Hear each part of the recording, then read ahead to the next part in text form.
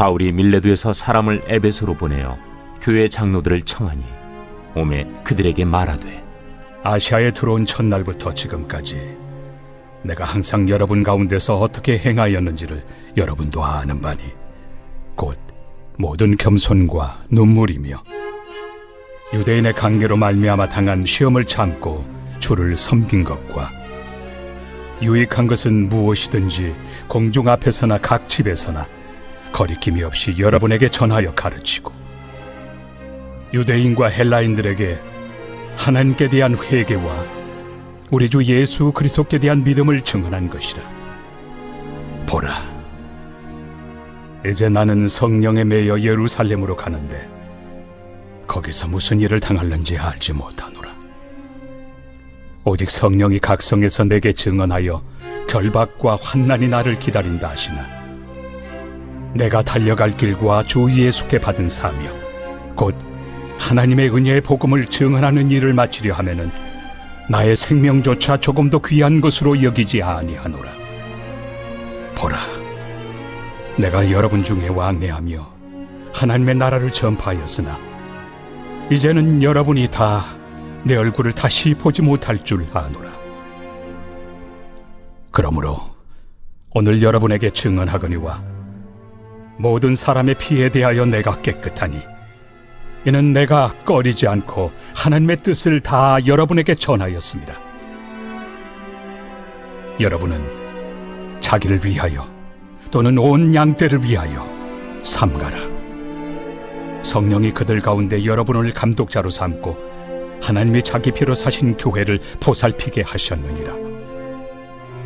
내가 떠난 후에 사나운 이리가 여러분에게 들어와서 그 양떼를 아끼지 아니하며 또한 여러분 중에서도 제자들을 끌어 자기를 따르게 하려고 어그러진 말을 하는 사람들이 일어날 줄을 내가 아노라. 그러므로 여러분이 일깨어 내가 3년이나 밤낮 쉬지 않고 눈물로 각 사람을 훈계하던 것을 기억하라. 지금 내가 여러분을 주와 및 그 은혜 말씀에 부탁하노니 그 말씀이 여러분을 능히 든든히 세우사 거룩하게 하심을 입은 모든 자 가운데 기업이 있게 하시리라. 내가 아무의 은이나 금이나 의복을 탐하지 아니하였고 여러분이 아는 바와 같이 이 손으로 나와 내 동행들이 쓰는 것을 충당하여 범사에 여러분에게 모본을 보여준 바와 같이 수고하여 약한 사람들을 돕고 또 주 예수께서 친히 말씀하신 바 주는 것이 받는 것보다 복이 있다 하심을 기억하여야 할지니라. 이 말을 하며 무릎을 꿇고 그 모든 사람들과 함께 기도하니 다 크게 울며 바울의 목을 안고 입을 맞추고 다시 그 얼굴을 보지 못하리라 한 말로 말미암아 더욱 근심하고 배에까지 그를 전송하니라.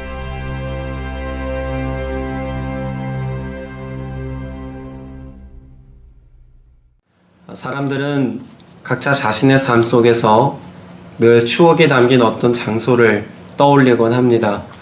고향이라든지 아니면 자신이 일했던 일터 가운데서 많은 업적을 남겼던 장소라든지 혹은 특별한 기억을 떠올리게 할 만한 어떤 장소들을 늘 추억하며 살죠.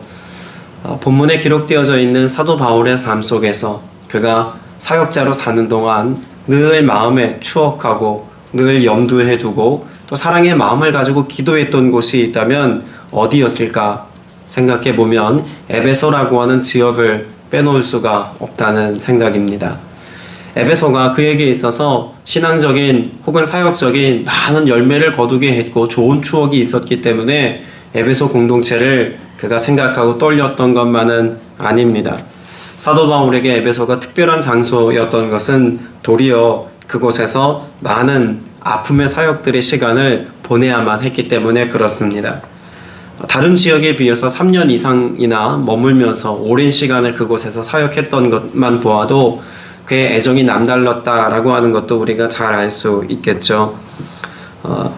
디모데전서 1장 말씀에 보면 내가 마게도냐로 갈 때에 너를 권하여 에베소에 머물러 한 것은 어떤 사람들을 명하여 다른 교훈을 가르치지 말며라는 말씀이 있습니다.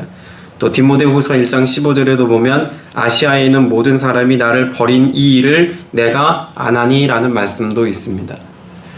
그렇게 열심히 사역했고 그렇게 충성스럽게 주님의 뜻을 선포하는 일들을 감당했음에도 불구하고 에베소 안에는 다른 교훈이 일어나기도 했고 또 그렇게 많은 사랑을 흘려보냈던 공동체 안에서 사도 바울에 대하여서 버림받아지고 배척하는 일들이 비일비재했다는 것을 분명히 알 수가 있죠. 그럼에도 불구하고 사도 바울은 그곳에서 사역했었던 가장 결정적이고 중요한 이유가 있었다면 무엇 때문이었을까요? 그는 자신의 생각을 따라 거기에 오래 머물렀던 것이 아니라는 것입니다. 성령께서 그로 하여금 그곳에 있게 하셨고 성령께서 사도 바울의 입술을 통하여 전하여야 할 복음의 메시지를 선포케 하셨다는 것을 오늘 본문에서는 잘 보여주고 있습니다. 오늘 본문 말씀은 사도 바울이 에베소 교회 성도들에게 고별 설교하고 있는 내용으로 유명한 말씀이죠. 그 사역의 내용을 요약하고 또 그가 다시 한번 강조하면서 에베소 교회 공동체 안에 하나님의 나라가 세워지고 이루어지기까지 끝까지 붙들어야 할 영적인 가치들이 무엇인지를 잘 보여주고 있는 말씀이기도 합니다. 18절 말씀에 보면 사도 바울은 이렇게 자신의 고백을 시작합니다. 여러분은 내가 아시아에 발을 들여놓은 첫날부터 여러분과 함께 그 모든 시간을 어떻게 지내왔는지를 잘 아십니다. 사도 바울이 지금 왜 이 이야기를 꺼냈을까요? 사도 바울은 하나님 앞에서 부끄럽지 않은 사역을 감당했던 것은 물론이거니와 에베소 교회 성도들 보기에도 사람들 앞에서도 그는 성실하고 또 온전한 사역자의 모습으로 믿음의 본을 잘 보여주었다는 것을 고백하고 있는 것이죠.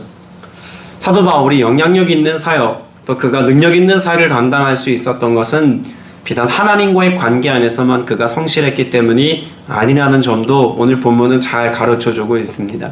그런 점에서 오늘 이 하루를 살아가는 여러분의 삶 속에 하나님과의 관계뿐만 아니라 사람들과의 관계 안에서 하나님께서 여러분에게 허락해 주신 그 주님의 성품과 성령의 능력을 가지고 예수 그리스도의 생명이, 예수 그리스도의 사랑이 나를 통하여서 흘러가게 하는 이 귀한 사역에 여전히 쓰임받을 수 있는 저와 여러분 다 될 수 있게 되시기를 주님의 이름으로 축복합니다. 그러면서 자신의 사역을 19절에서는 이렇게도 이야기하죠. 나는 겸손과 많은 눈물로 주님을 섬겼습니다 라고 말합니다. 19절에서 분명 사도 바울은 주님을 섬겼다고 고백합니다. 그런데 그 섬김의 내용이 무엇이라고 설명합니까? 겸손과 많은 눈물이라고 말하고 있죠. 주님을 섬기는 것이 사도 바울에게 있어서는 무엇과 같은 것이었다고 말할 수 있을까요? 그는 많은 영혼들을 위하여 눈물을 흘리며 그들을 위하여 기도하고 그들의 사역 속에, 그들의 삶 속에 예수 그리스도가 나타나게 하기까지 그들을 섬기는 것이 곧 주님을 섬기는 것과 일반이라고 여겼다는 것입니다. 오늘 우리가 예배자로 살아갑니다. 그렇게 주님을 경외함으로 또 주님을 따라가는 삶을 실천하며 살아간다고 말하지만 정작 우리 주변에 예수 그리스도를 알지 못하는 이들에게 복음 전함을 성실하게 이어가지 못한다거나 나의 도움과 돌봄이 필요한 지체들에게 그리스도의 사랑이 흘러가는 그 사역에 있어서 우리가 온전하게 쓰임받고 있지 못하다면 주님을 섬기는 것은 반쪽짜리 섬김으로 그칠 수 있다는 것도 기억해야 합니다. 사도 바울이 형편이 좋아서 또 내지는 사역할 수 있는 여건이 충분히 좋았기 때문에 그렇게 섬김의 사역을 감당할 수 있었던 것은 아닙니다. 이어지는 말씀에 보면 유대 사람들의 음모로 내게 덮친 온갖 시련을 겪었다고 말하죠. 사도 바울이 섬김의 사역을 감당하고 그렇게 주를 위한 삶을 살아가는 동안 사도 바울에게 시련은 끊이질 않았습니다.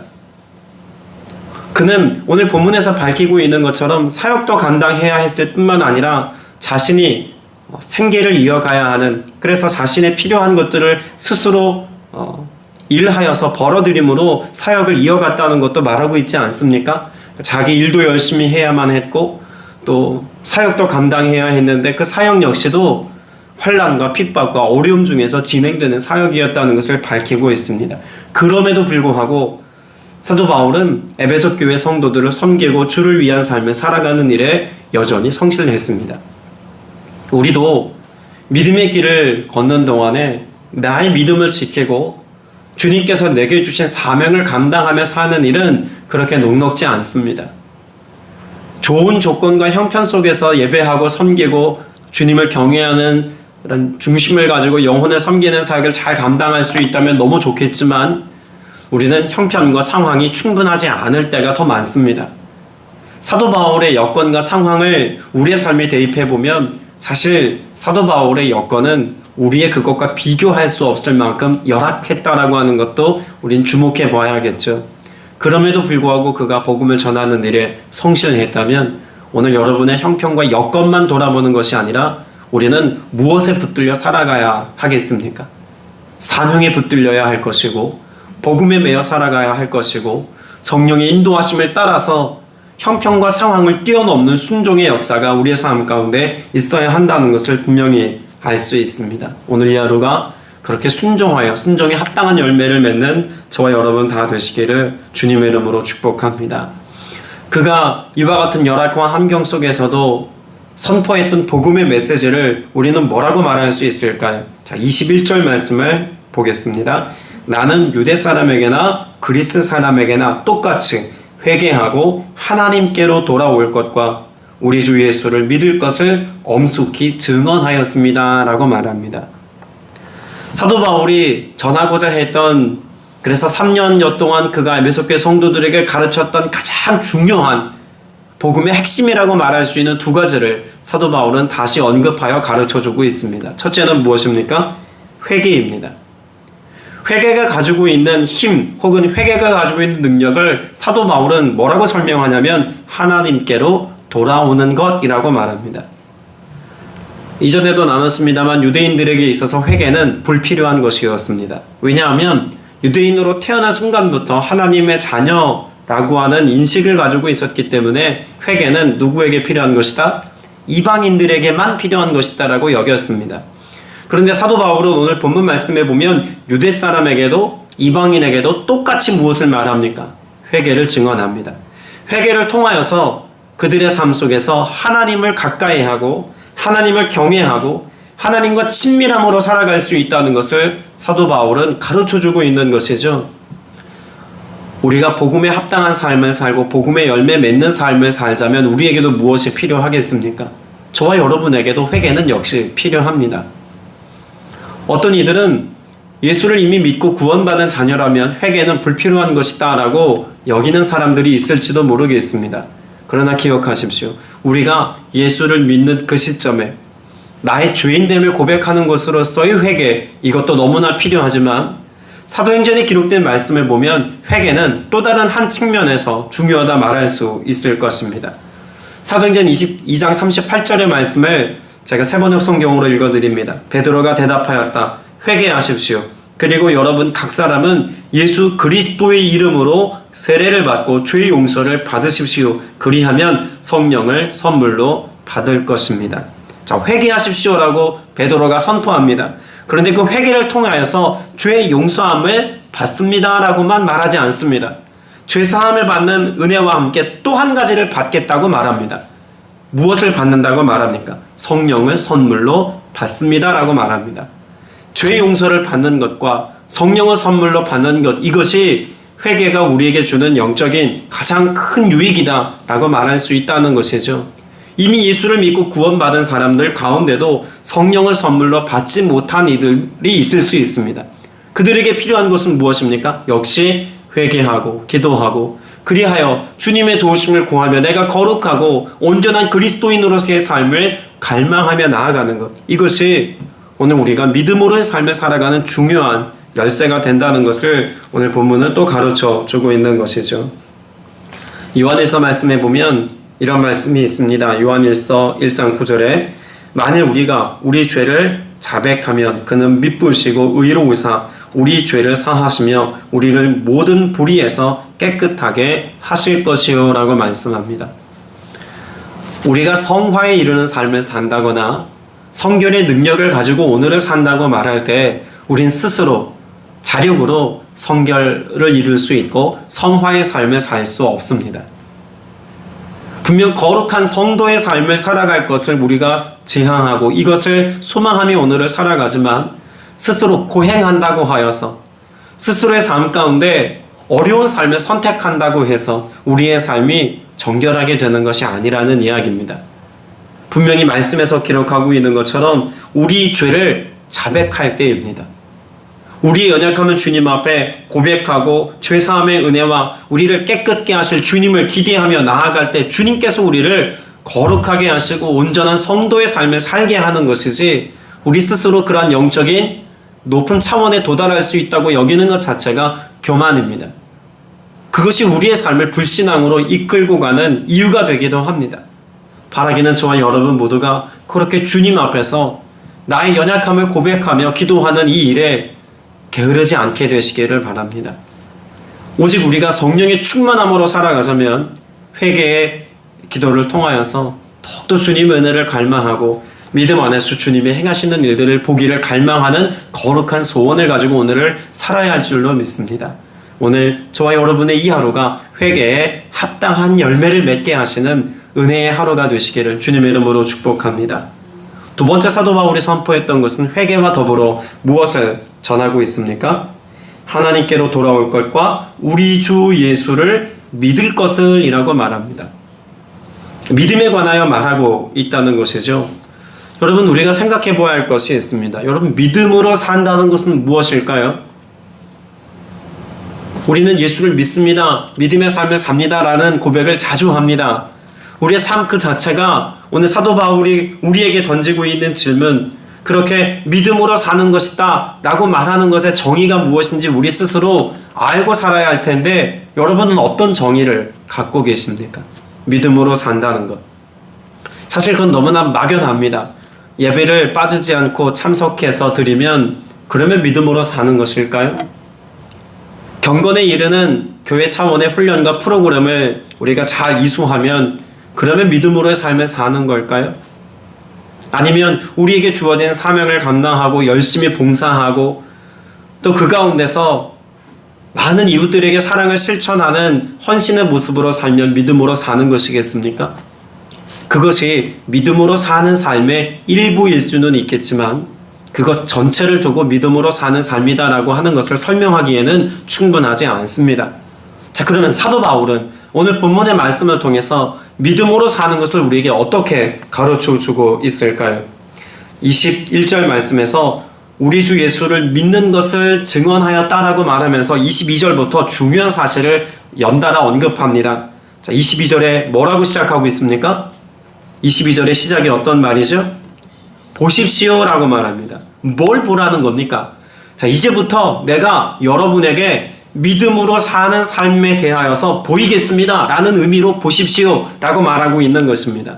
그러면 회개에 합당한 삶, 믿음으로 사는 삶을 사도 바울이 보라고 말하면서 자신의 삶을 어떻게 설명하고 있을까요? 22절에 나는 어떻게 하여서 성령에 매여서 예루살렘으로 가는 중입니다 라고 말합니다.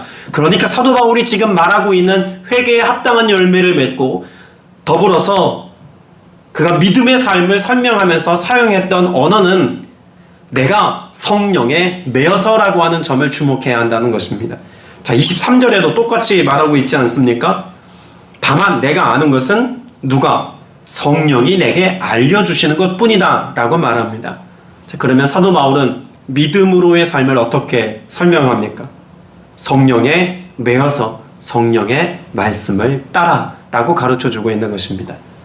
오늘 저와 여러분이 믿음으로의 삶을 산다는 것은 신앙 행위 그 자체의 것을 가지고 설명할 수 있는 것이 아니라 성령께서 내게 말씀하시고 성령께서 나를 이끄시고 성령께서 내게 오늘 거룩한 부담감으로 인도하시는 이것에 내가 어떻게 오늘 반응하며 살아가는가를 통해서 증명할 수 있고 설명할 수 있는 것이다 라고 말할 수 있다는 것입니다.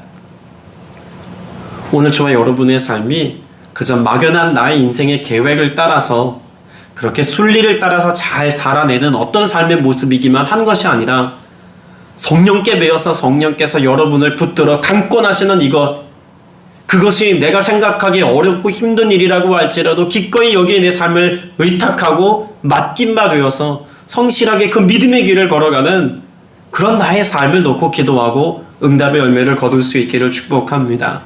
사도 바울이 에베소 교회 성도들에게 이렇게 믿음으로 사는 삶을 살아가는 것이 곧 이 땅에서의 형통을 보장하는 것이라고 결코 말하지 않습니다.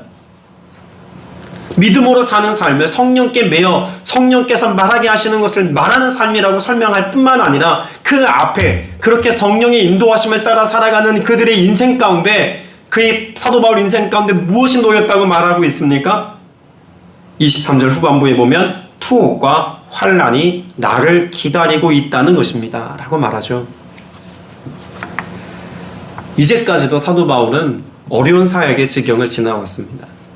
늘 그렇게 살아왔는데 그 역시도 그 어려움 가운데로 들어가게 하신, 그래서 성령께서 그 어려움 속에서 어려움을 뚫고 어려움을 뛰어넘는 사역을 감당하게 하신 은혜가 있었는데 예루살렘을 향해 가고자 하는 지금의 나는 여전히 그렇게 성령께 매여서 기다리고 있는 것이 고난이고 핍박이고 환난일지라도 나는 여기에 뛰어들기를 두려워하지 않습니다.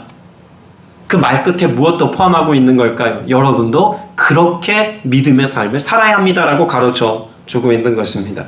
25절에 사도 바울은 이렇게 말하지 않습니까? 나는 여러분 가운데로 들어가서 그 나라를 선포하였습니다. 여기 들어갔다라고 하는 표현 자체가 어디로 들어가는 것이었습니까?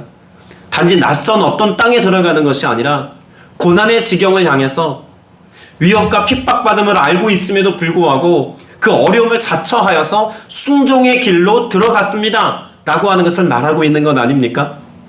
우리 이 하루를 살아가는 여러분도 어디를 향해 가야 합니까?